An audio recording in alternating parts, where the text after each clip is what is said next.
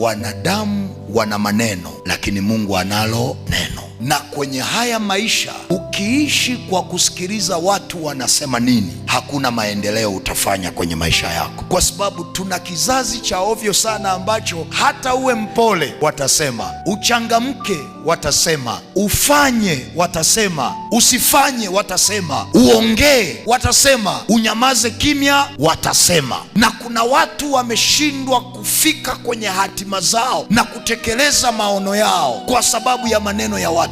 Na kuna mtu unanisikiliza, maneno ya watu yanakunyima usingizi, yanakunyima amani. Usipofika mahali pa kujua kwamba maneno yameandikwa na kwenye kanga, kufanya maendeleo, kupambana juu ya ndoto yako, utakusikia kwenye television. Na lazima ujue kwamba hata Yesu na yeye walimsema, wewe sio wa kwanza. Na ili uweze kufanikiwa, jifunze kufocus yaliyoko mbele, alafu ziba masikio. Acha waseme, wewe endelea mbele. Acha waseme, wewe endelea mbele. Na kuna siku inakuja ambayo hao wanaokusema ndio watakuinamia na kukusalimia kwa heshima kwa jina la Yesu.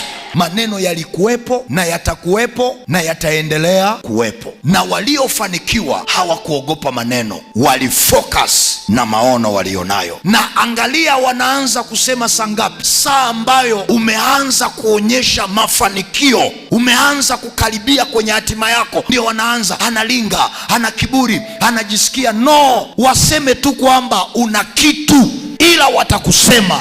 Na usipojifunza kuwa na moyo mkubwa, uwe na uhakika utaacha kufanya ili wafurahishe watu. Na waliofanikiwa walitafuta kumfurahisha Mungu na sio wanadamu. Maneno yasikuondoe kwenye ndoto yako, maneno yasikuondoe kwenye malengo yako, maneno yasikuondoe kwenye hatima. Acha waseme, wewe songa mbele. Kuna saa watakuelewa na watakusalimia kwa heshima.